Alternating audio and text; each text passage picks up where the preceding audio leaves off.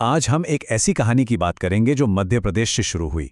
एक ऐसी त्रासदी जिसे सच कहें तो रोका जा सकता था, पर इसने हमें एक ऐसे संकट के सामने ला खड़ा किया है जिसने पता नहीं कितने परिवारों को बर्बाद कर दिया है। सोचिए, एक मामूली सा बुखार और 1 महीने के अंदर दिव्यांश जैसे कई बच्चों की मौत। ये है 6 साल का दिव्यांश यदुवंशी। अगस्त की एक आम सी दोपहर थी। उसे हल्का सा बुखार हुआ। उसके पिताजी, जो एक छोटे किसान हैं, उसे शहर के एक जाने माने चाइल्ड स्पेशलिस्ट के पास ले गए। डॉक्टर ने एक कफ सिरप लिख दी। नाम था कोल्ड्रिफ। उस वक्त तो किसी ने सपने में भी नहीं सोचा होगा कि ये सिरप, ये दवाई असल में एक जानलेवा जहर साबित होगी। और अफसोस की बात यह है कि दिव्यांश अकेला नहीं था। महेश डहेरिया, उनकी 3 साल की बेटी विधि भी उन्हीं बच्चों में से एक थी। उनका दर्द ना बस इस एक लाइन में सिमट कर रह गया है। ये सिर्फ नंबर्स नहीं हैं, ये टूटे हुए परिवार हैं जिनकी पूरी दुनिया एक चम्मच दवाई ने हमेशा के लिए उजाड़ दी। तो आखिर हुआ क्या था? चलिए आगे बढ़ते हैं और समझते हैं उन परिवारों की उस दर्दनाक कहानी को जिन्होंने अपने बच्चों को बचाने के लिए अपना सब कुछ दांव पर लगा दिया था। दिव्यांश की कहानी सुनेंगे ना तो दिल दहल जाएगा। देखिए, 16 अगस्त को उसे सिर्फ एक हल्का सा बुखार था। 17 अगस्त को उसे कोल्ड ड्रिप सिरप दी गई और बस एक हफ्ते के अंदर, सिर्फ एक हफ्ता, 24 अगस्त तक उसकी किडनी फेल हो चुकी थी। परिवार ने क्या नहीं किया, अपनी जमीन बेच दी, गहने बेच दिए, इलाज के लिए 7 लाख रुपए उधार लिए। लेकिन 2 सितंबर को दिव्यांश चला गया और ये सिर्फ एक बच्चे की कहानी नहीं थी, ये 17 से ज्यादा बच्चों की कहानी थी जिनका अंजाम बिल्कुल एक जैसा हुआ। और जैसे जैसे इन बच्चों की मौत की खबरें आने लगी ना, एक बहुत ही भयानक सच सामने आया। एक कॉमन लिंक। इन सभी बच्चों के प्रिस्क्रिप्शन पर एक ही दवाई का नाम था। चलिए अब इस कोल्ड्रिफ कनेक्शन की ही पड़ताल करते हैं। तो कोल्ड्रिफ सिरप में आखिर मिला क्या? डाइथिलीन ग्लाइकॉल यानी DEG। पहले ही साफ कर दें, ये कोई दवाई नहीं है, ये एक इंडस्ट्रियल केमिकल है। हाँ, आपने सही सुना, एक केमिकल जिसका इस्तेमाल ब्रेक फ्लूइड और एंटी फ्रीज में होता है। और इस जहर को गैर कानूनी तरीके से दवाई में एक सस्ते विकल्प के तौर पर मिला दिया गया था। लेकिन कितनी मात्रा में, ये नंबर देखकर तो आपके होश उड़ जाएंगे। कोल्ड्रिफ सिरप में 48.6% डाइथिलीन ग्लाइकॉल पाया गया। पता है ये कितना है? सुरक्षित मानी जाने वाली सीमा से लगभग 500 गुना ज्यादा। ये दवाई थी ही नहीं, ये सीधा सीधा जहर था। और ये जहर बना कहाँ था? तमिलनाडु की श्रेयसन फार्मास्यूटिकल्स में। जब वहां जांच हुई ना, तो जो हालत थी उसे देखकर अधिकारी भी हैरान रह गए। सोच के देखिए, 364 से ज्यादा कमियां, जंग लगे हुए, टूटे फूटे, लीक होते उपकरण, कीड़े मकोड़ों का बसेरा, यहां तक कि साफ पानी बनाने का कोई सिस्टम ही नहीं था। मतलब ये एक दवाई की फैक्ट्री कम और कोई कबाड़ खाना ज्यादा लग रहा था।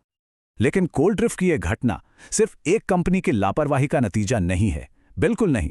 ये तो एक बहुत बड़ी और गहरी समस्या की तरफ इशारा करती है। भारत में नकली और घटिया दवाइयों का जो संकट है, ये उसकी एक झलक है। तो जब हम कहते हैं नकली दवा, इसका मतलब क्या है? देखिए, भारत का कानून इसे बिल्कुल साफ साफ बताता है। ये ऐसी दवा है जो किसी और दवाई की नकल हो, या जिसमें गलत चीजें मिलाई गई हों, या जो किसी ऐसी कंपनी का नाम इस्तेमाल करे जो है ही नहीं। आसान शब्दों में कहें तो ये वो दवाई है जो असली होने का ढोंग करती है, लेकिन असल में या तो बेअसर होती है या फिर कोल्ड्रिप की तरह जहरीली। और ये समस्या कितनी बड़ी है, ये आंकड़े देखिए। ये साफ साफ दिखाते हैं कि पश्चिम बंगाल, दिल्ली और कर्नाटक जैसे राज्य नकली दवाइयों के एक तरह से हॉटस्पॉट्स बन चुके हैं। मतलब ये कोई एक शहर या एक इलाके की प्रॉब्लम नहीं है, ये एक पूरे देश का संकट है। और टेक्नोलॉजी ने ना इस समस्या को और भी पेचीदा बना दिया है।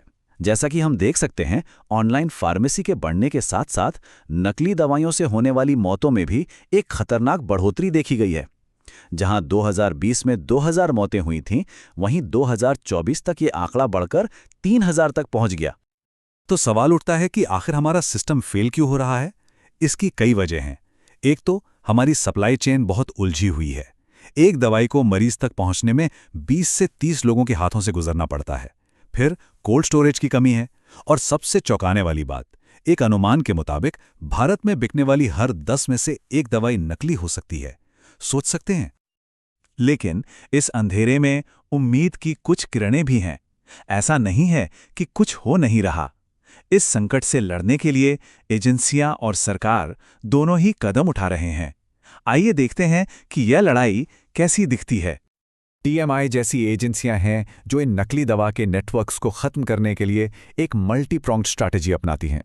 वो पहले इंटेलिजेंस इकट्ठा करते हैं, फिर अंडरकवर ऑपरेशंस चलाते हैं और आखिर में पुलिस के साथ मिलकर छापे मारते हैं ताकि इन अपराधियों को पकड़ा जा सके। और इन ऑपरेशंस का स्केल वो आपको चौंका देगा। सिर्फ 2 सालों में टीएमआई ने $425 मिलियन यानी लगभग 3,500 करोड़ रुपए से ज्यादा की नकली दवाइयां जब्त की हैं।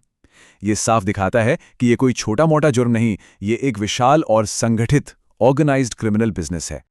और इस लड़ाई में ना टेक्नोलॉजी एक बहुत बड़ा हथियार बनकर सामने आ रही है।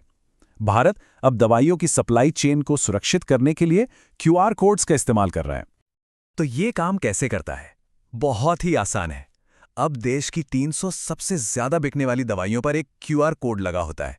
कोई भी अपने फोन से इस कोड को स्कैन कर सकता है और स्कैन करते ही फोन की स्क्रीन पर उस दवाई की सारी जानकारी आ जाती है, उसका बैच नंबर, बनाने की तारीख और सबसे जरूरी ये मैसेज कि ये एक असली पैक है।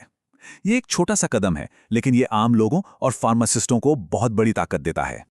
टेक्नोलॉजी है, छापेमारियां भी हो रही हैं, लेकिन मध्य प्रदेश की उस त्रासदी के बाद एक बहुत बड़ा सवाल फिर से उठ खड़ा होता है, जवाबदेही का और भरोसे का। इस मामले में देखें तो जो मैन्युफैक्चरर था जी रंगनाथन, उसे गैर इरादतन हत्या के आरोप में अरेस्ट किया गया। सही भी है, लेकिन जिस डॉक्टर ने दवाई लिखी थी, डॉक्टर प्रवीण सोनी, उन्हें भी लापरवाही के लिए अरेस्ट किया गया। यहां पर इंडियन मेडिकल एसोसिएशन कहता है कि एक डॉक्टर ये कैसे जान सकता है कि एक सील्ड पैक दवाई के अंदर जहर है? क्या उन्हें बलि का बकरा बनाया जा रहा है? ये जवाबदेही की एक बहुत उलझी हुई पहेली है। और आखिर में ये सवाल सिर्फ एक कफ सिरप का नहीं रह जाता है, ये सवाल हमारे विश्वास का है। एक ऐसी दुनिया में जहां हर चीज की नकल बन सकती है, हम ये कैसे यकीन करें कि जो दवाई हम अपने बच्चों को दे रहे हैं वो उनकी जान बचाएगी, ना कि ले लेगी? ये एक ऐसा सवाल है जिसके बारे में हम सबको सोचना होगा।